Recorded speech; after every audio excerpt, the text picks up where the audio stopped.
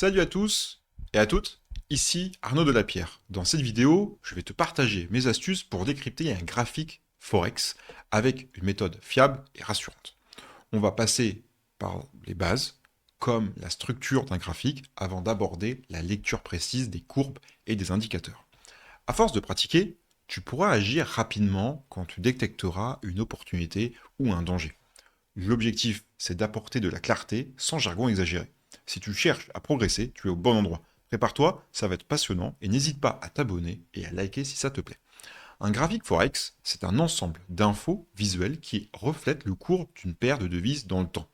On y trouve l'échelle de prix sur l'axe vertical et l'échelle temporelle sur l'axe horizontal. Chaque bougie aux barres représente une période, minute, heure, jour, etc. et indique l'ouverture et la clôture ainsi que les points hauts et bas. C'est un peu comme une carte routière. Si tu sais où regarder, tu peux anticiper la prochaine direction du marché. Mets-toi en tête que chaque détail compte, la couleur et la forme des bougies, les volumes et la dynamique globale. Il existe plusieurs types de graphiques Forex.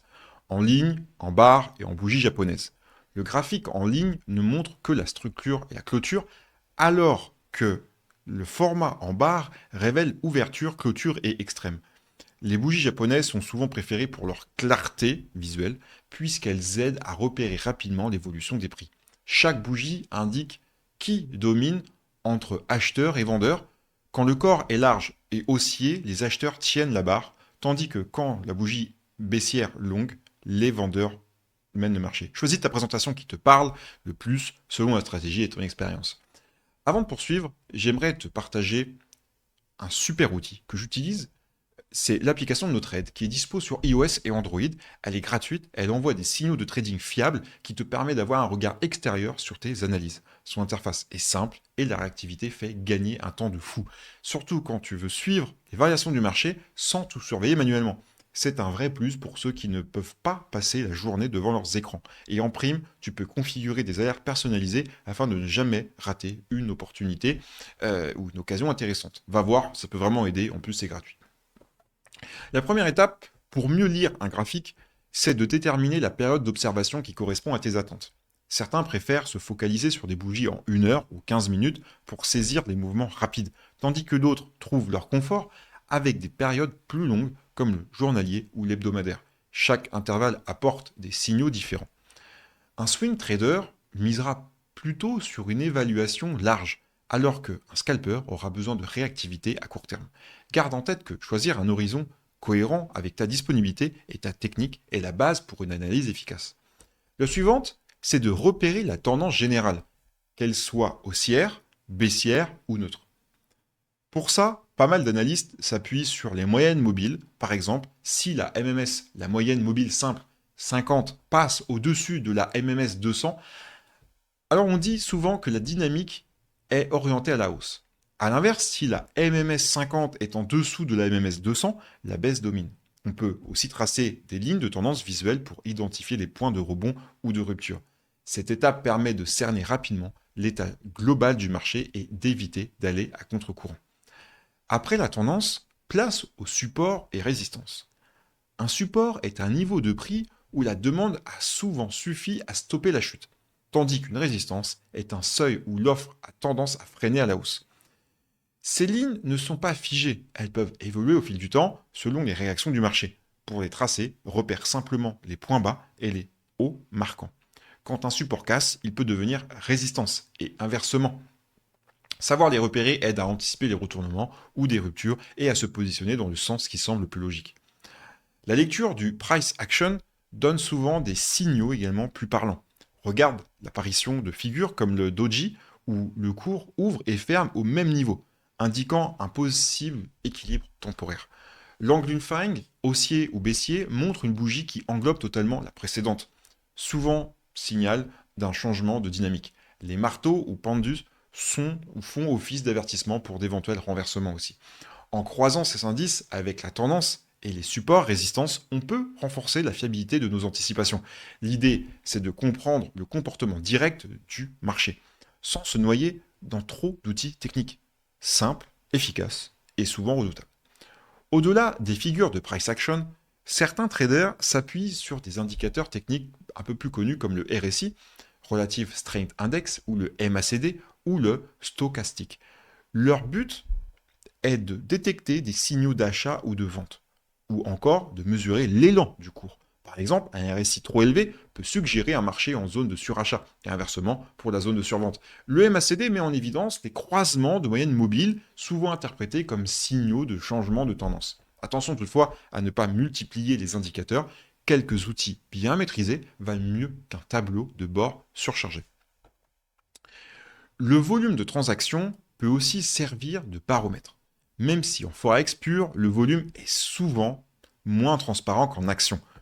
De nombreuses plateformes proposent des approximations ou des données agrégées. Quand le prix monte avec un volume important, cela suggère un engagement plus fort des acheteurs, tandis qu'une hausse du volume lors d'une baisse peut révéler une pression vendeuse. Observer cette variable permet parfois de confirmer la solidité d'une tendance ou d'un signal.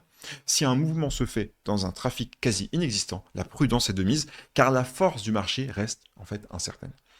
Une bonne lecture du graphique ne se limite pas aux formations techniques. De nombreux traders gardent un œil sur les annonces économiques, les taux d'intérêt et l'actualité géopolitique.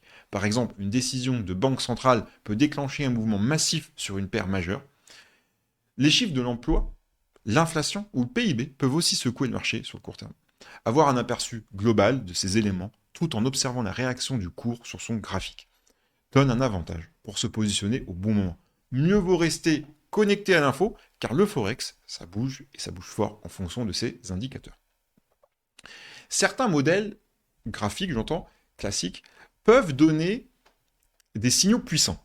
Le triangle, qu'il soit symétrique ou ascendant, dévoile souvent une phase d'hésitation avant une sortie plus marquée. Le head and shoulders, ou épaule tête épaule, signale parfois un renversement majeur de tendance lorsque la ligne de coup est franchie. Les doubles sommets ou doubles creux peuvent également confirmer un changement de direction si le niveau central est cassé. Ces modèles demandent un peu de patience pour se former quand même, mais ils aident à repérer des points d'invalidation clairs. En les maîtrisant, on peut mieux comprendre les mises en place progressives de mouvements. L'analyse technique ne suffit pas sans une bonne maîtrise de soi. Les fluctuations du marché peuvent être violentes, vous le savez parfaitement, peut-être même mieux que moi, et susciter des émotions fortes. La peur de manquer une occasion ou l'envie de récupérer une perte trop vite sont des pièges qu'il faut absolument éviter. Il convient de garder un plan clair et de définir ces seuils de coupure pour éviter de se laisser entraîner par l'adrénaline. Le recours à des règles de money management, comme un stop-loss raisonné, peut éviter bien des dégâts bien sûr. Une bonne routine psychologique aide à rester lucide, surtout quand on traverse une phase de volatilité intense. Si tu aimes ce que tu entends et que tu souhaites continuer à progresser, je t'invite à t'abonner à la chaîne et à liker cette vidéo. Retiens les points essentiels. Choisis un intervalle de temps adapté. Identifie la tendance. Place des supports et résistances. Et n'hésite pas à repérer les signaux des indicateurs ou du price action. En combinant ces approches, tu augmentes tes chances de bien saisir la psychologie du marché et repérer les configurations à fort potentiel. N'oublie pas de prendre en compte les annonces économiques et de surveiller tes émotions pour conserver une vision équilibrée. Pour finir, j'espère que ce tour d'horizon t'a aidé à mieux comprendre comment analyser un graphique Forex comme un pro. La technique, c'est la fondation, mais l'expérience se construit au fil des trades et de l'apprentissage quotidien. L'important est de rester humble, de toujours actualiser sa lecture du marché et de ne pas surcharger ses plans. Un graphique peut transmettre beaucoup d'informations si on prend le temps de l'étudier avec méthode et régularité. Je te remercie d'avoir suivi cette vidéo. J'espère te revoir très vite pour d'autres sujets liés au trading et au forex. Prends soin de toi et bon trade.